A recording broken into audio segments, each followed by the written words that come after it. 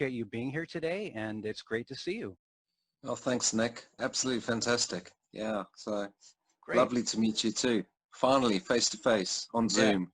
exactly. Right. Technology is great. In this case, so what I wanted to find out first from you is just very briefly, tell me about your business and how you got started with it. So you introduced me actually as Andy Copps. Now, Andy Copps is my stage name. My legal name is Andrew Coppin.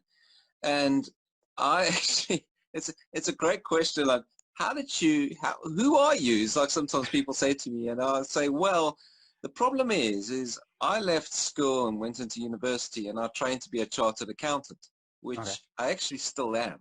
I still pay my subscriptions, and I worked in I qualified and I moved to London in 2001. I'm originally from South Africa, so that accent that I have is actually a South African accent, but been in London since 2001.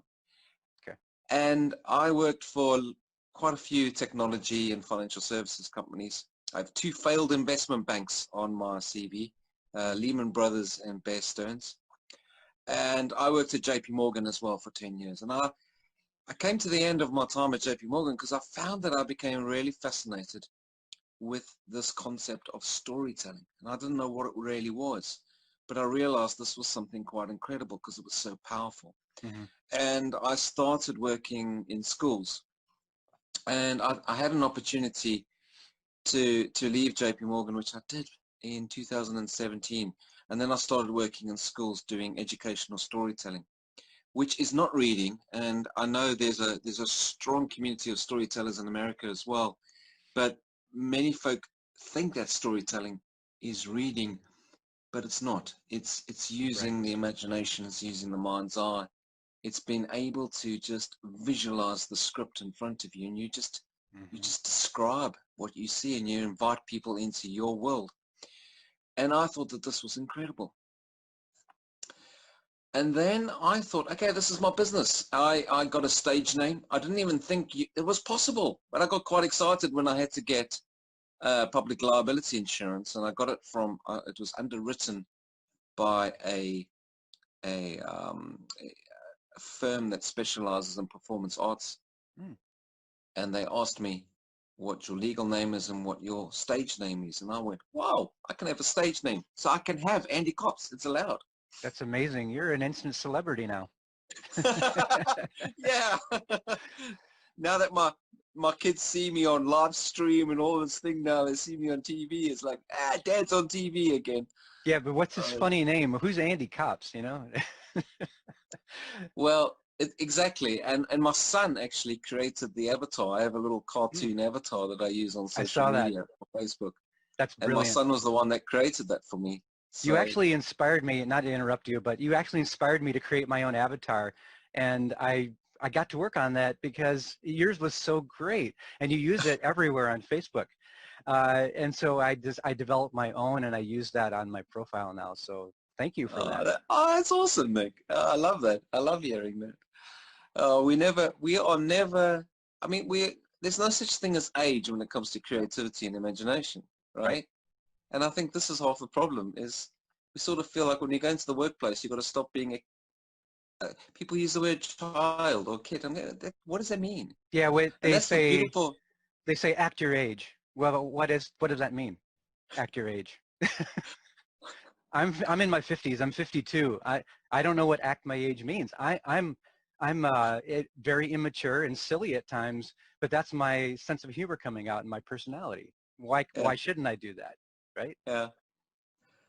Go ahead. Um, Gosh, now I'm just trying to think where was I in my story. Yes, so I started Andy Copps storytelling, and I thought, right, I'm going to take storytelling into the big business world and try to take it into London, into the city companies, and the word storytelling was just misunderstood.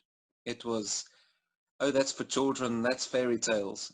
Mm-hmm. And I then thought, okay, long and hard, okay, what am I going to do here? Because I loved the idea of helping people that were anxious and averse to public speaking, Mm-hmm. and I wanted to help them using storytelling techniques. And those that came to my workshops, it worked. You know, they really got a lot out of it.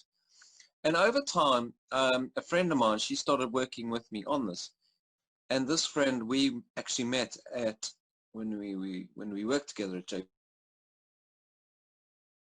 But she had left the company as well, and she was doing her own thing. And then she started helping me on the workshops, and we found that over time, as we were taking feedback from people, we found that we were slowly creating something which was very different.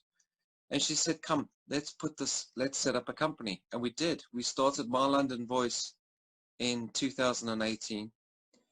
And we were, in essence, we was initially looking at, using creativity for communication.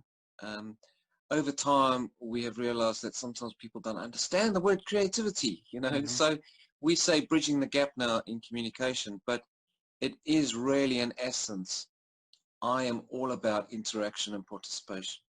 So people that are very anxious and scared of speaking, and now that we're in lockdown, it's even more, it's exasperated because people are all online, and if you're shy and anxious, you will naturally really struggle to engage online, and you won't engage properly.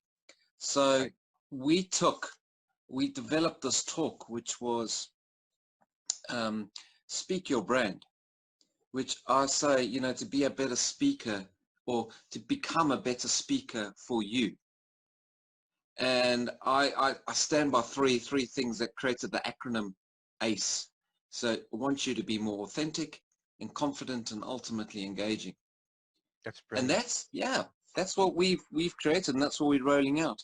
But our business is also, I always wanted a podcast, or I wanted something. And I had this idea at the end of last year to start a business networking evening called What's Your Story, where people come along, share a story, have a drink, swap a business card or two, and do some little bit of informal business networking in a relaxing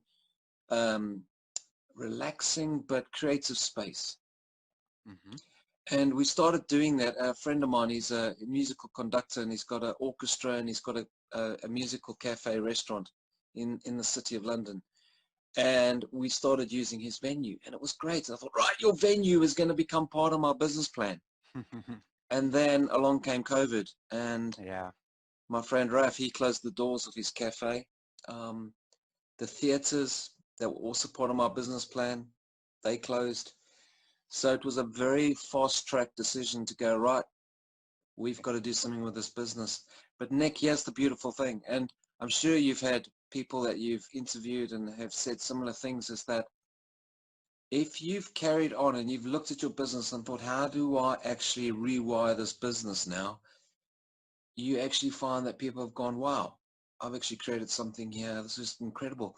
My London Voice, which, people say to me London, but that doesn't really make it very inclusive. I say it does, because London, in my view, I'm South African, there's over 300 languages spoken in London. I think New York, it's something in excess of 800, but still, it's a really good representation of people from all around the world.